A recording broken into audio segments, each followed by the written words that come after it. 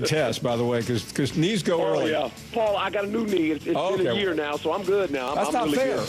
The Paul Feinbaum Show, weekdays at 3 Eastern on the ESPN app and on the SEC Network. The truth from Will Kane.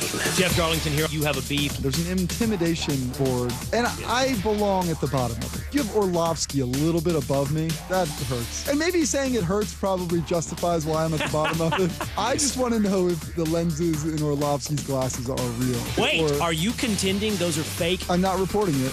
The Will Kane Show, weekdays at 3 Eastern on ESPN Radio and on the ESPN app. 2 minutes.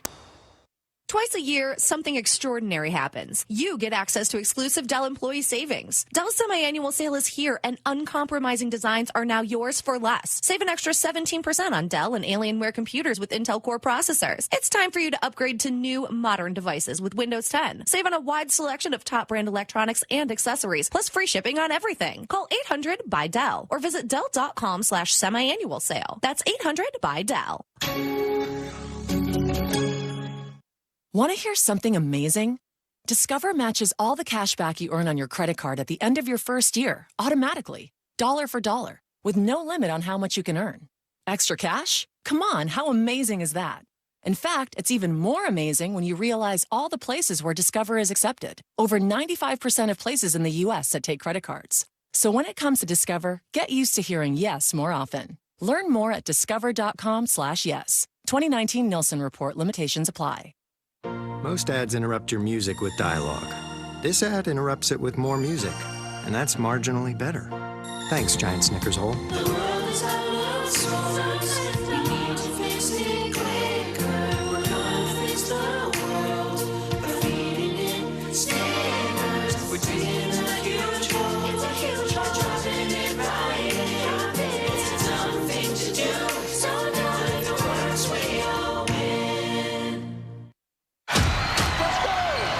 From Warner Brothers Pictures. All right, guys. 30. Redemption isn't one. Little things add up. Let's do all the little things right. It's earned. We have to trust each other. You got this. Yes, Coach. We have to have faith. Academy Award winner Ben Affleck. That's right. And have faith. 1, 2, 3, play! They haven't been knocked down and had to get back up. They don't know what it is to fight. Let's go! Was good. The Way Back. Tomorrow. Rated R. Under 17, not admitted without parent. ESPN Kansas City is KCTE Independence and K233DM Raytown, 1510 AM, 94.5 FM.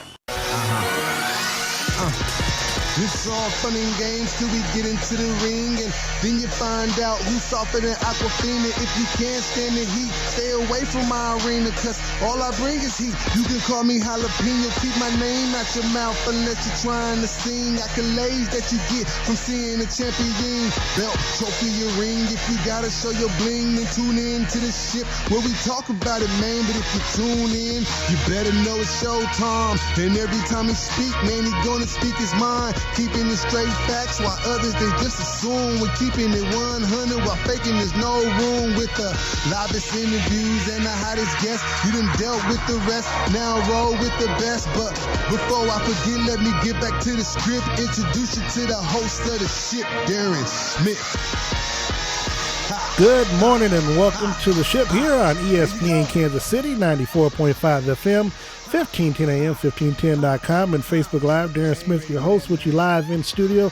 Joining me, as always, is the one and only Sterling Holmes, host of the Home Stretch for Sterling Holmes. You can hear every day 4 to 6 p.m. And, of course, also with me in studio on today to talk about senior night for KU last night as they clinched their Big 12 title, their 15th in 16 years, I believe now. The one and only sports director for our glorious company, Sports Radio 810 WHB and ESPN Kansas City, Mr. Todd Lebo. Lebo, good morning to you. Good morning, Darren. How you doing today? I am doing much better than TCU and Jamie Dixon are this morning. I mean, not really saying much, I guess. But no, hey, listen, they fought harder than I thought they would last night. They started off really poorly, and then they made a whole bunch of threes, and it was a ball game for a bit last night.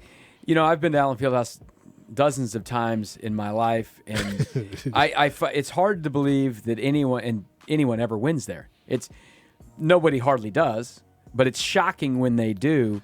It's actually news when they do. It absolutely is, because the place is so wired up, amped, lit, all of those things, and it's just tough, man. You think for a second, oh, they're shooting, they made 9 threes, they got a little lead. No, it only takes like 2 possessions, and the place gets electrified, and bang, next thing you know it, you're down 7 or 8 points. It's just really, really, really hard to win there. It's an amazing home court advantage, and Kansas won. They were 16-point favorites or whatever. They didn't cover the spread. Oh, big news. But they're a flawed basketball team. I think there are a whole lot of flawed basketball teams in college basketball right now, but they're the best team in the Big 12, and they're going to have at least a share of the title. I think they're going to win the title outright, because I do think they will win Saturday in Lubbock. Texas Tech is okay. Maybe it'll be their last home game of the year. Maybe they'll get riled up. I mean, they killed Kansas down there last year. Maybe Patrick will show up and give him some. Maybe, but they're just not. They're not a complete team. This league is going to get 5 or 6, or who knows how many teams in the tournament. And there's one really good one, and there's one that I think Baylor's okay, and then the other teams they're just whatevers. I don't know. Baylor's number 4 in the country. I know that, but I don't think they're great. I mean, I know Bill Self's been saying for a month they're the best team he's seen. I think that part of that was gamesmanship to make sure that they heard that, oh, Coach Self says you're great, and then they went down there and they beat him, and then they lost again.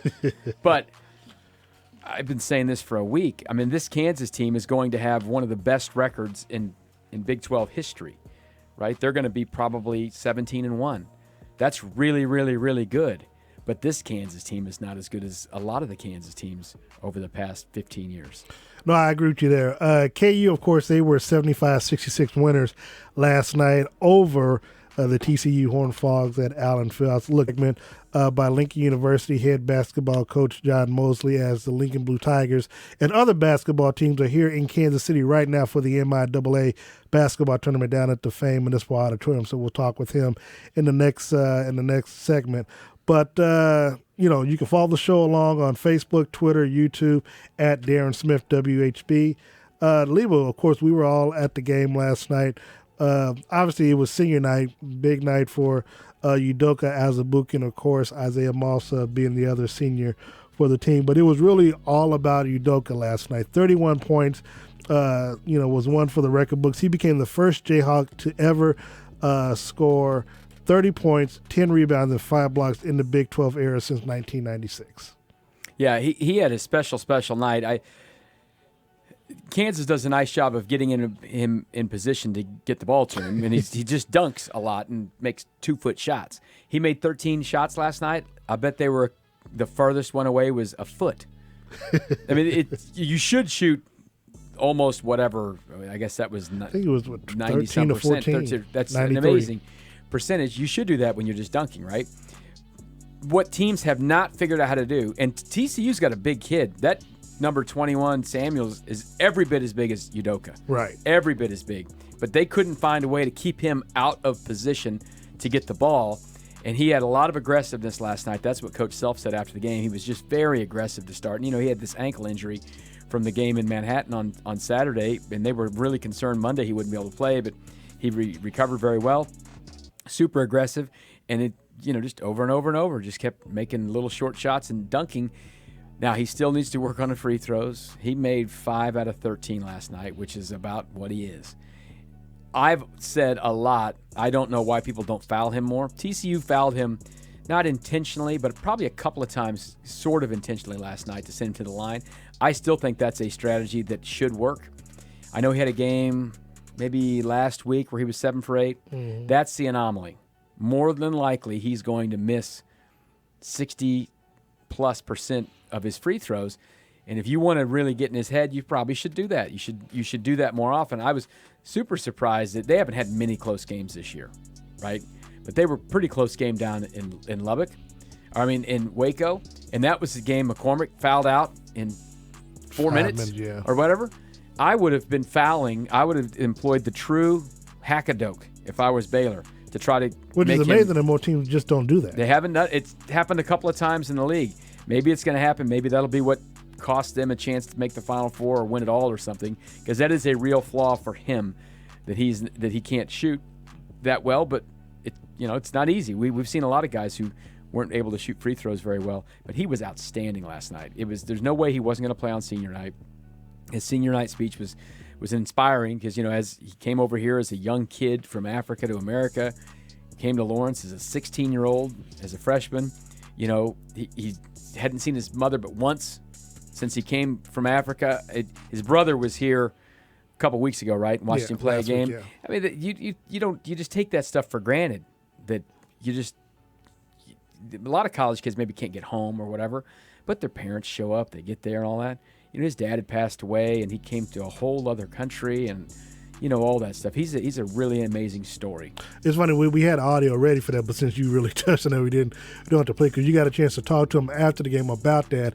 And like you said, a lot of people didn't know that he first was in Florida. He moved to Florida when he came over to the United States before he came to Kansas. And again, it's real hard. And people, if you don't know the story, again, as you mentioned to me, he came to KU on a recruiting visit at the age of 15. Mm-hmm. I mean, that now, you got to get your mindset because, of course, during that time, you're a freshman, sophomore in high school. Here he is on a recruiting visit, getting ready to come to the school and stuff. And then he's there at the age of 16, and here he is at the age of 20 now, a senior, all Big 12 academic as well. So, he's doing it in the court. He's doing it in the classroom as well as on the basketball court. So, it says a lot about him, says a lot about the KU program, Bill Self, and all that. What will you remember most about Doak during his 4 years here? Well, we'll see if that gets written. Right at this point, right now, you remember the fact that he's been hurt a couple of times, and the team is not nearly as good when he's hurt. And so he missed big chunks of 2 seasons. The one time he was healthy all the way through the Final Four. And maybe that'll be the case this time. That's what I'll remember. Now, we'll see if the story gets written, right? If they make the Final Four again, then he'd be a guy who went to 2 Final Fours. That's pretty special. And they would have gone to 2 Final Fours with him being there. But I'll remember a guy who was very, very raw when he came in. He's turned to a much more skilled post player. He's been a very good defender. And, we'll see how the final story gets written, though. You can't write it all yet because you don't know exactly how it's going to go. Obviously, again, KU, their next game is again against the Texas Tech Red Raiders. They were the national champion runner-ups. Kansas should be the 1 seed. Now, here's what happens, though. If they lose Saturday in Lubbock and Baylor wins in Morgantown, they will be tied again, right? Mm-hmm. Yep. So the tiebreaker will work out. They already gave Kansas a trophy last night. They've won a share of the trophy no matter what. But the tiebreaker, Kansas would lose that tiebreaker. How so? Because they would lose the tiebreaker after head-to-head and road record and blah, blah, blah. I thought it was just like a draw. No, it has to get all the way down if they were all the way tied. The tiebreaker to get there, because Baylor lost the point is it goes to your record. You just take against the best teams in the league what your record is. So they would have split against each other. They would have, depending how the thing shakes out. The point is TCU will finish behind Texas Tech. So it'll take what's your record against the third best team in the league, and that would be Texas Tech. Baylor would have swept them.